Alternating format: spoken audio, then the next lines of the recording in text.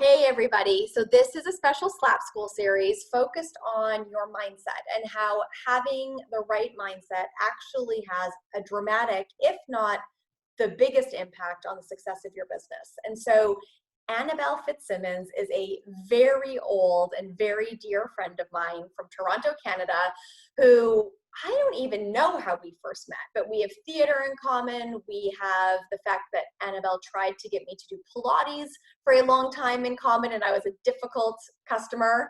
But Annabel has gone on to build a couple of amazing companies right now, really focused on mind management, which we're going to talk a lot about. And I'm just so grateful that we're going to get your perspective. So Annabel, hello.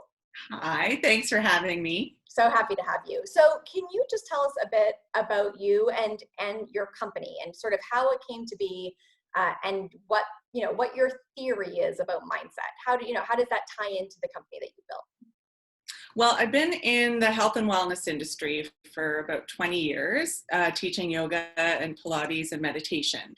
And throughout my experience as a teacher, I've worked with corporations, lots of businessmen, businesswomen, execs, but also worked with movie stars and athletes. And what I've noticed across the board is that mindset has always had such a huge impact on success in any way, shape, or form, whether you're in business, whether you're in sports, whether you're working as an actor, whatever you're doing, mindset really does affect the way you live. Mm-hmm. And my business partner, Amy Brown, and I in mindmanagement.com, we had been working with a lot of corporations and different organizations, and we'd go in and we'd talk about meditation and the impacts of meditation and mindfulness on your business practices. And what we found was it's great to go in and do a lunch and learn, or it's great to go in and provide these tips and tools, but then how could people take that away and incorporate a practice into their daily life? Because the everyday person, we found they were having struggles figuring out how to meditate, how to practice mindfulness. It's great in theory, but how do I apply it to my everyday life? And we found a lot of the products out there were very hippie and woo-woo, and so that it just negated a whole bunch of the population. Whereas our practices are very simple, science-based, and we wanted to provide a service that people could access on their own anytime, and that it's straightforward. There's no woo-woo. I mean, that's great, and I love the woo-woo, but for the average busy professional, there wasn't a lot out there. So the gap's just too big, right? From their experience and their context to that, right? Yeah. So we decided to create, it's snowing outside. Oh my gosh. Sorry, I just totally saw snow falling down out the window. So we decided to create a platform that offers short, simple meditations. They're totally straightforward and accessible for busy people, busy professionals, and no nonsense language. And it's a digital platform. So that is a supplement to any corporations or companies that we work with. They can then go on to subscribe to our platform. Individuals can subscribe also. And we do a lot of digital custom meditations and mindfulness practices for people. So amazing. That is how we got to where we are. And our whole concept is there's a lot of things that we can't manage, but we can learn to manage our mind, hence the name Mind Management. Very clever. So it's interesting because I think that, thankfully the world of health and wellness and business are getting closer to each other. For a long time, Agreed. They were so apart. And I think you and I both have in common that we, can handle the woo and we can handle the business. But I think I certainly experience the fact that whenever I can get them into alignment, I'm the best version of myself, right? If I'm too far woo and not in sort of action, that doesn't always serve me. If I'm too much in my head and in action, and don't have enough of the, the mindfulness and the woo, then I get off track too. So what do you have a unique ability to sort of comment on the intersection of those. What do you think for a business owner who might say, meditation, I don't have time for it. That seems crazy to me. How could that actually help me? What do you think, if you could speak practically to a business owner, what are the benefits of using something like meditation to manage your mind? What does that even mean, and why is it important? Because I'm sold, but how does someone Yeah. else understand it? No, it's a great question. There are really clear, direct applications. I mean, one is productivity, the science behind what meditation and the practice of meditation does in terms of training the brain to be able to focus, concentration, keep directed at one thing. That's a great benefit of a meditation practice. Also, the ability to improve your sleep. Sleep is really powerful and important physiological thing as well, but also in terms of clear thinking, energy, focus. If you're having trouble sleeping, meditation and mindfulness practices are proven to help with better sleep, deeper sleep, and quality of sleep. Positivity and mindset, really. The ability to, I like to meditate in the mornings, and for me, that's a great way of prioritizing. And I call it like the flushing of the extraneous thoughts that distract us from our everyday and get in the way of us achieving goals or working on what's right in front of us and what's necessary right now. So there are many direct applications. Also, the way that meditation works with the brain, the more that you are able to bring your awareness back to your breathing, to what's going on right now, the more you train your body to be present, the more energy you have to get things done, to really be clear and have a direct focus on how you want to move forward. And I think with goal setting, like we all have to straddle the line with a business between actioning and business development, business planning, and then being right here. And if we spend too much time in the planning or the worrying about what's ahead, or it's a great part of our brain that we work. It's called the default mode network. It's the part of our brain that has memory and forecasting. Yeah. And it's fantastic because you can learn from your mistakes, but you can also goal set. But if we spend too much time in that part of our brain, we're not actively working on what's right in front of us, on being present. So meditation, actually, there are brain scans, there's neuroimaging that shows when you're meditating and you're bringing your attention back to the present or back to breathing, being aware of your body, you're strengthening the connection between the default mode network, which is past and future, and the dorsolateral prefrontal cortex, which is like the area of the brain that lands us here, present right now. So the more we strengthen that, the better ability we have to not get distracted, to not spend too much time worrying, or spend too much time in the future or looking at what went wrong in the past. And the more present we are, the better equipped we are to keep moving forward, to keep going after those goals. It's amazing. You explained that very, very well. That was very well done. You're good at what you do. My little brainy science part. I love it.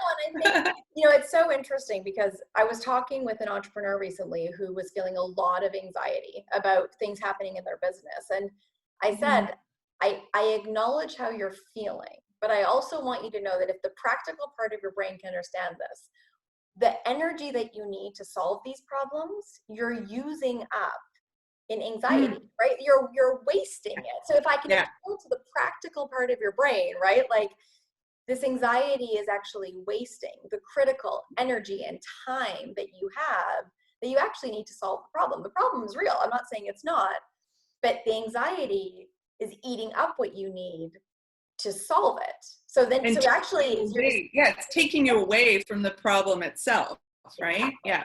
Exactly. So everyone has these new meditation apps, and there's this and there's that, and everyone says you do this. What do you think? Is there a kind of a formula? So let's say I'm a busy business owner. I feel like I never have enough time. I never have enough money. I'm wearing my busy badge of honor about how busy I am. I'm making all sorts of bad decisions, but I'm believing my own storyline that I am so busy and so stressed all the time. I don't have time to meditate, right? This is the number one thing that I always think is so funny, right? Yeah. So how much time do you think is enough to actually get benefits? Well, I always recommend start with short and simple. So you can do as simple as 2 minutes a day. And our philosophy is as long, however long you think you can sit for, like if you can sit for 3 minutes, do a short guided meditation for 2 minutes, because then you're more likely to stay consistent and realize, oh, okay, I can do I can this. do that. And Right. maybe you work your way up to 5 minutes, or you do 2 1-minute pauses in your day and you just sit, close your eyes, and bring your attention to your breathing and feeling your feet flat on the floor. So starting small is super important, because you don't, it's like, you know, if you're training for a marathon, you're not going to go out and run 10 kilometers or 5 miles right away. You have to work up. So it's the same with meditation, just getting used to it. And the main part about meditation is that it's a practice. So just committing to small, short, simple meditations is probably your best entryway. And you don't need to do it for 20 to 30 minutes. I mean, of course, once you develop a practice, you might want to, Yeah. but that's not essential to start. I And love that. not having enough time is the main reason why people don't, or they don't know how to. That was my next question. Okay, so I don't know how to. Fine, you've convinced me. I'll take a minute a day. Now, Yeah. what do I do for that minute, right? Now, do I have to download an app? Do I have to do this thing? Like it, all that, those are more excuses. So if I've got a minute, what do I do? Well, I'll give you the link to our 1 minute to calm. It's super Perfect. simple. And Okay. if you don't want to go online, it literally is as simple as sitting, feeling your feet flat on the floor, closing your eyes, and just noticing your breathing. Because the breath really is the bridge between the body and the mind, right? If we're breathing deeply, it's very difficult to get angry. If we're breathing deeply, it's very difficult to overeat. If we're breathing deeply, we're calming our heart rate and calming our central nervous system. So the simple act of breathing is the foundation of all meditations and mindfulness practices. So, and just notice the breath in and out of your body. You're there already. And what that does is it creates a pause between, we're bombarded, and especially as a small business owner, there's always something to do. And this is, I was going to speak to you about this, in that in terms of carving out time or creating a mindset for yourself, the best way to do it is literally, and you taught me this actually, create white space in your calendar, and like put a note on your phone or in your computer to take a minute. And I guarantee if you take like 2 different times or 3 different times during the day, you take a minute and just connect with your breath, feel your feet on the ground, it allows us to regulate our emotions, regulate our thoughts, notice what thoughts are hijacking us. Yeah. Because, and I'd say, you asked me once, what's the most important thing you've learned in the wellness industry through your practices, through my training? And it is, we cannot control what's outside of us. There are so many things happening. The only thing that we have control over is our response and how we manage the thoughts that go in our head, how we manage the feelings that we process in reaction to what's going on around us. And breathing practices, mindfulness practices, meditation practices are a direct route to helping manage those functions in our brain. One of the things, I think you know this, I think many people know this, but I had severe anxiety growing up. I was homeschooled until grade 10 because my anxiety was so crippling. And everyone always asked me, like, well, how did you get over it? And I said, well, I don't know if you get over anxiety. I don't feel anxiety very often anymore, but I think I just learned how to manage it. And I think that, without knowing it at the time, I learned how to meditate, right? My parents taught me a little prayer, God has not given me a spirit of fear, but a power, love, and a sound mind. And when I started to feel the anxiety creeping up, I would start just reciting, okay, no, I can feel it in my stomach. I know it's going to overtake me if I don't stop it. I'd have to pause, and I would just sit. I'd sit with myself, I'd put my feet on the floor, I'd close my eyes, and I would just say it over and over and over again until I had sort of calmed my system down.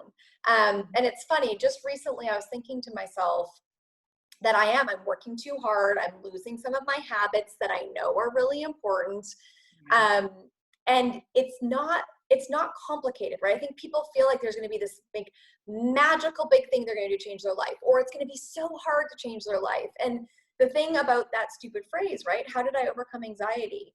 I didn't. I just used the same phrase over and over a million times, and I learned to manage it, right? What's going to help me get back to my best version of myself when I'm overworking and doing too much and not being my best self? Pausing for 2 or 3 minutes a day, and coming back into my center and calming my system and letting my best version reemerge and not living in my crazy. And so, I think it's so encouraging. I wish people knew that. Like, if you're looking for one big magic wand, that doesn't exist. Yes, that's exactly it. Right? It doesn't have to be hard either, though. Like, it is just a little bit of action on a regular basis that can literally change your life forever in a massive way. And as you said, it's not going to take away. I mean, people say, how do I know when I'm a successful meditator? Right. And I said, it's not, as you said, it's not a magic wand. It's not a magic pill. It doesn't make me calm all the time. That's another misnomer.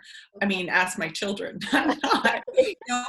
But what it does do is it allows me to return to a place of calm more quickly. And as you said, your anxiety hasn't gone away, but you've been able to separate yourself from the anxiety. And I think that is a very important fact to be aware of with meditation.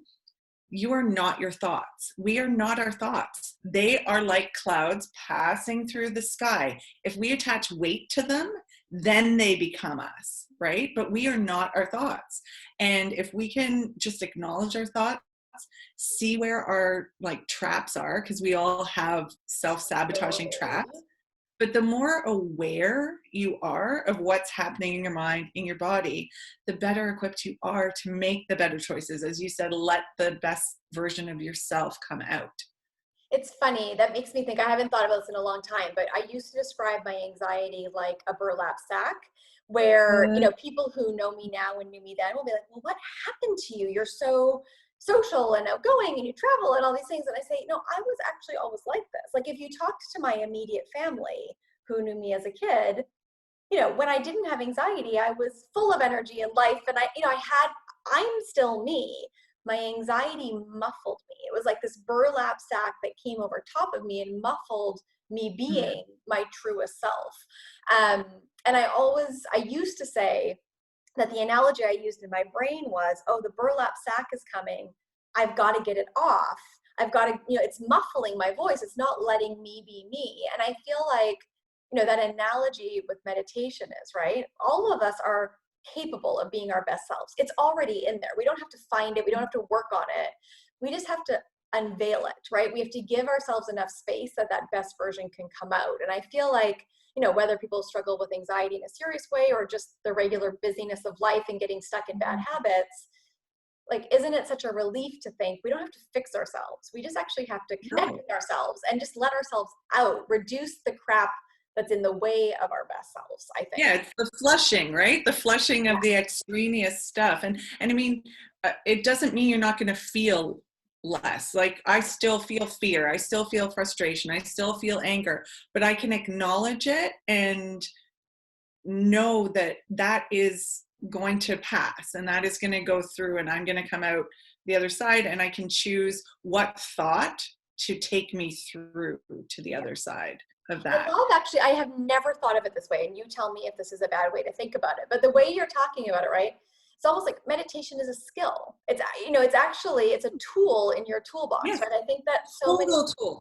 Because so many business owners think of meditation as, oh, you want me to get all spiritual and woo-woo. No, actually, right? It's not about you having to become a different person. It's about having a tool that you can use when you are feeling unfocused, stressed, pulled in too many directions, to ground yourself. And who could argue that we all want to ground ourselves? Yeah, and to see clearly, Yes. okay, this is what's happening right now. And I know, especially as a small business owner, one of the big challenges is carving out time for yourself physically, mentally, and shutting things down. And that I experience that challenge all the time. For me, meditation allows me, and it's back to the pause. It allows me to just take a moment. Okay, refresh. What is important right now for my business, for my health, for the rest of the day, for my family? What do I need to get done today? And what is just excess thoughts of me putting pressure on myself, or I'm not doing enough, or is it my perfectionism coming in? Just taking that pause for myself mentally. And then also it allows me to get in touch with my body. I'm like, oh, okay, I need to go for a walk, or I need to go for a run. I need to move a little bit. And it's a reset of your mindset, which is so simple. And as you were referring to, is a tool, a directly applicable tool that we have. A lot of organizations are starting their team meetings with our 1 minute meditation, I love that. because it gets everyone in the same frame of mind, everyone in the same space. We spend so much time in our heads. Just connecting with our bodies and breathing is a gift and a tool. It's funny. I'm literally like feeling calm, literally talking about it. I feel, it's like I feel like I'm decompressing just thinking about, oh yeah, like that feels nice to just even think about that. Okay. Two more things before we finish. The first thing is you were just talking about, the ability to get to clear thinking. One of the things that we see is that a lot of small businesses are working so hard, and they are so tired and burnt out and pulled in a million directions and are running around like a sheep with their head cut off, that they're not actually living up to their full potential because they're not thinking clearly, right? You can't sort of operate with clear thinking when you're living in sort of that level of frenzy all the time. And the myth that so many believe is that, well, if I work hard enough, then it will be okay. Yeah. I believe that if they work half as hard, half as many hours, but with that level of clarity, their effectiveness would go up. Do you have any anecdotal or statistical information about, what's the difference between operating from a clear mindset and what the impact that has on your effectiveness, not just your mass productivity, but the ability to get good work done? Well, I equate it to a filing system. So, like, if you think about the old school filing system with drawers, and there's just paper stuffed in there and it's overflowing and it's not organized well, it's really inefficient. It takes you twice as long to look through and find something. Whereas meditation and mindfulness, it allows you during the pause to file the thoughts. Okay, that's important. That needs to go in that important folder. This can wait until I can address it later because I can't do anything about it now. So, I mean, I referred earlier to a flushing of the extra stuff, but when our mind is full, we can't think clearly. Yeah. On the flip side of that, a lot of people think, oh, I can't empty my mind. My mind will never be clear. Meditation isn't about clearing your mind at all. It's kind of like, the Marie Kondo, the Marie Kondo phase. I call it Marie Kondoing your mind. You're getting rid of the clutter that is actually holding you back from being your most effective, efficient self. So it's like you're refiling your mental system. So you're like, oh, this file, I'm going to get on this, and I know exactly what I need to do. My action items are here. And it also gives you more energy. Like, you know what it's like if you're looking for something in your house that you can't find and you spend all the energy looking for it, by the time you find it, you're like, but if you know, okay, I'm going to go directly to that thought, that action, and move forward with it. So it's a great way to prioritize, have clarity of thinking around what you're working on, and to let go of, as I said earlier, the expectations that come along with things that we're doing, or judgment on, am I doing this right? All of that extraneous stuff that slows us down. meditation helps us, focus, refocus, and we're always doing it as like we have to. We're humans. We're designed to think. So how we use our thoughts is the key. And the more you practice it, mindfulness itself is the application of the benefits of meditation to your everyday life. So if you're practicing the tool of meditation, you'll notice throughout the day, oh, I just need to take a few deep breaths. Or walk away from this problem for 30 seconds and then come back with a fresh perspective. So that's the application of it that you will start to see infiltrate. It's like a sneaky infiltration of positivity through like a little magic power. Yeah. And or the ability to go, oh, I just need to take a couple of deep breaths before I respond to this problem, because responding right away in reactivity is a sign of not being grounded, not being in a place of clear thinking. So those are, those would be the main things that I would speak to in terms of how we get through the day. But we also do need a little bit of stress. Like the stress, there's positive stress and negative stress, right? We need a little bit of stress that gets us like going, and that actually a little move, right? A little spark. Yeah. But not the stress that we impose on ourselves with the expectations and judgment and pushing. Because pushing never, it's like, I talk in yoga about if you're pushing yourself into a stretch, you're actually going to make yourself less flexible because your body has a stretch reflex that protects your muscles, right? And probably hurt yourself too. I mean, actually injure yourself as well, right? Yeah. So it's same with business. When we all have deadlines. We all have, like, as I said, we can keep ourselves up at night thinking about all the things we need to do, but there needs to be a shut off. There needs to be a rejuvenation, a refresh, a reset. And the only way to do that is to pause. Physically, mentally. Oh, I'm feeling like I need to take a 3-day pause. I'm like, I'm feeling convicted. I agree with everything you're saying. That speaks to something, though. It's, we think immediately we have to take a 3-day pause. It's like the whole self-care thing. Yeah. I need to go to a spa for 4 days. But actually, if you do these little bits of self-care, you won't get to the point where you feel that desperate. Yeah. Totally. No, it's so funny. I always say, like, do what I say, not what I do, because I know this stuff. I believe it. I'm pretty good at it much of the time. And then every once in a while I start failing. And the thing I will say, though, is that I know for sure when I'm not doing what I know works, because I am more tired. I am more frustrated. I am harder on myself. More reactive. That I'm not doing enough, even though I'm doing more, but I'm not doing it in the right way. And so, thankfully, over all these years of being an overachiever, perfectionist, die-hard, crazy person, I have learned this. And at least now, and this is what I would say, I'm not perfect at it, but I at least can feel the difference of when I'm doing it and when I'm not, which is a level of self-awareness. And I know I'm better when I do it. And so I always get back to it. But I think it's also just true that, as humans, we're not perfect at doing it all the time, but having the muscle that at least can recognize what it feels like when you are and when you're not, so that you can go back to it, is important too. I was just going to say, that's the human condition. We test the boundaries. And it's like meditation is not like a marathon. Like, you can train for a marathon and you run the marathon, you did it. Meditation, you don't like get to a place or a destination. It's an ongoing practice, but it's always there. You can always go to it.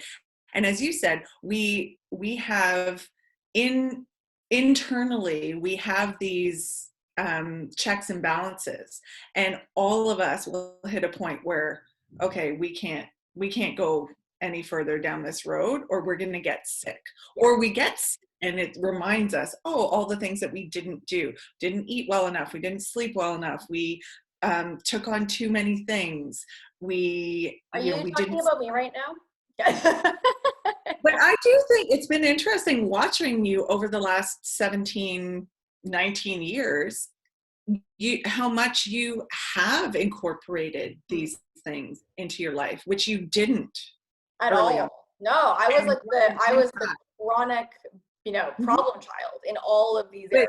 I mean, really. And it's created a really a positive impact on No. you and your business the more you incorporate them. So we're always learning. We are works in progress. Okay, so on that note, my last thing for you is, if you could challenge every small business owner that listens to this, right, who is going to say all the same things all of us say. I'm so busy. I'm overwhelmed. I'm not really that woo-woo. You guys are all crazy. Meditation's for the hippies.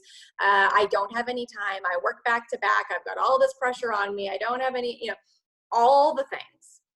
And you could say, I hear you, but I challenge you anyways to do this thing because I know it will help your business. What would you challenge us to do? I would challenge you, when you get to your desk in the morning, to sit down, place your feet flat on the floor, sit up tall, relax your shoulders, close your eyes, set a timer for a minute, and breathe. Try to let go of the thoughts and not hang on to them or follow the dialogue around the thoughts that come through your head. Just let them go through like clouds in the sky. And after a minute, start your day. When you come back from lunch, if you take a lunch break, or mid-afternoon, when you want to reach for the coffee, do the same thing. And then at the end of the day, a minute before you shut down your computer, or after you shut down your computer, before you're transitioning to your other job, whether that be, partner, mom, dad, whatever you're doing, take a minute, breathe, let go of any extraneous thoughts of the day, and move on. I guarantee you, if you put 2 or 3 1-minute pauses throughout your day, you will notice a difference. Isn't it crazy when you actually like 3 minutes, literally? I mean, it's actually it's so crazy that it's so simple and we don't do it, right? I mean, is it like three minutes? Who does not have 3 minutes? Find me one person in the world who does not have 3 minutes. And it may be like a tiny change. Instead of scrolling through LinkedIn or Instagram or Facebook or whatever, your social media, or checking the sports stats, just take that minute or 2 minutes and breathe. Yeah. Check in. Okay. How do people find you? What's the best way to connect with you if they want to follow up with you? Through our website, www.mindmanagement.com. That's mindmgt.com. And we're also on Insta at Mind Management Official, and we're at LinkedIn, mindmanagement.com. So we're easily findable. If you go to our website, everything's there. Awesome. Thank you so much for this conversation. It was lovely. You actually have explained meditation in a way that I think is one of the best, simplest ways I've heard someone do it. So thank you. That was really actually very practical. Thanks for having me, and happy breathing, happy pausing. 3 minutes. I'm going to take the challenge. I'm taking it. Okay.